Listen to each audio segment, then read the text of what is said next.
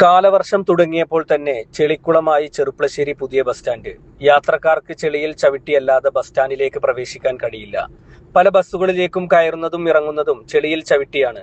ദിവസങ്ങൾക്ക് മുമ്പ് പുതിയ ബസ് സ്റ്റാൻഡ് തുറക്കുമെന്നും ബസ്സുകൾക്ക് ഇവിടെ നിന്ന് സർവീസ് നടത്താമെന്നും അറിയിപ്പ് കൊടുത്തതല്ലാതെ നഗരസഭയുടെ ഭാഗത്ത് നിന്ന് വേണ്ട ഒരു നടപടിയും സ്വീകരിക്കാത്തത് കൊണ്ടാണ് സ്റ്റാൻഡിലെത്തുന്ന ജനങ്ങൾ ദുരിതത്തിലാവാൻ കാരണം എന്നാണ് യാത്രക്കാർ പറയുന്നത്. ബസ് സ്റ്റാൻഡിലെ ജനങ്ങളുടെ പ്രയാസം ദൂരീകരിക്കാൻ അടിയന്തര നടപടി നഗരസഭ അധികൃതരുടെ ഭാഗത്തു നിന്നും ഉണ്ടാവണമെന്ന് പൊതുജനം ആവശ്യപ്പെട്ടു.